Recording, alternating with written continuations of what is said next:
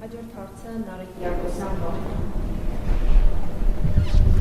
Շնորհակալություն, պարոն վարչապետ, Տեր Ռուբեն անունով մի քահանա ահազանգում է այն մասին, որ ԱԱՑ-ն գնացել է իր մոտ եւ առաջարկել է, որ պատարակի ժամանակ, որը հավանաբար տեղի ունենալու առաջին կիրակի օրը, վեհապարի անունը չհնչեցնի, ասում է, եկան, ասեցին, բա Տեր Հայր ջան, խնդրում ենք վեհապարի անունը չտաս։ Այս քահանան եթե օրինակ լիներ ընդդիմադիր հայացքներով քաղաքացի, ինչ որտեղ կմտածենք, որ չափազանցնում է, բայց նա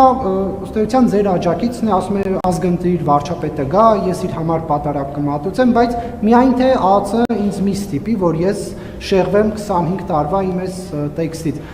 Արդյոք պարոն վարչապետ, ԱԱՑ-ն գնում է հոգևորականների մոտ եւ ինչ որ նոր տեքստեր է առաջարկում, որ հնչեցնեն այն պատարակներին, որոնց դուք եք մասնակցում, թե ոչ։ Ես գնում եմ այն պատարակներին, որտեղ Կտրիչ Ներսիսյանի անունը չի հնչում։ Մենք խնդրում ենք, երբ որ ես մտադիր եմ մասնակցել, մենք խնդրում ենք, որպեսզի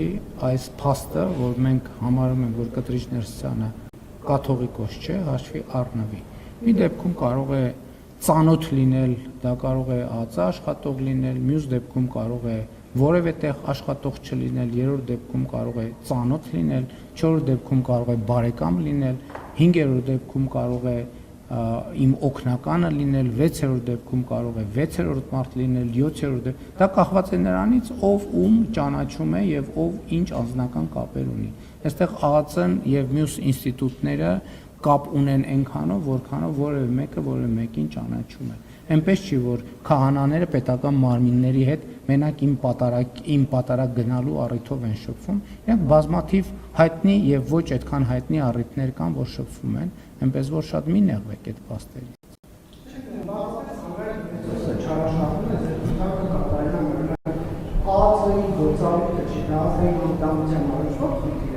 Գիտեք, ցանկացած տեղ, որ ես գնում եմ պատարակի,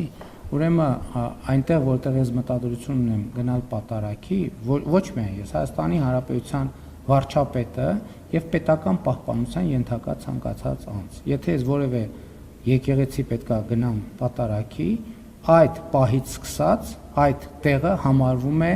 պետական պահպանության ենթակա օբյեկտ եւ այնտեղ իրականացվում են գործողություններ։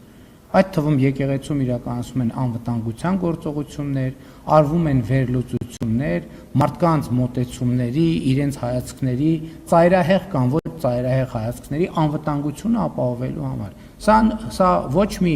նորություն այստեղ չկա։ Նույն բանի մասին եմ։ Ես ներողություն եմ խնդրում։ Ես իմ անվտանգության հարցը մի րոպե ասեմ ձեզ։ Այդ որ էդ էլ է շատ կարևոր։ Ես իմ անվտանգության հարցը առաջ չեմ քաշում, ես առաջ եմ քաշում պետության անվտանգության հարցը եւ այդ թվում այն քաղաքացիների անվտանգության հարցը, որոնք կարող են այդ պահին գտնվել այդտեղ, որովհետեւ այս հարցն էլ երբեմն ճիշտ ընկալում չունի։ Ասում են, վայ, գնացին վարչապետի անվտանգությունը, մի րոպե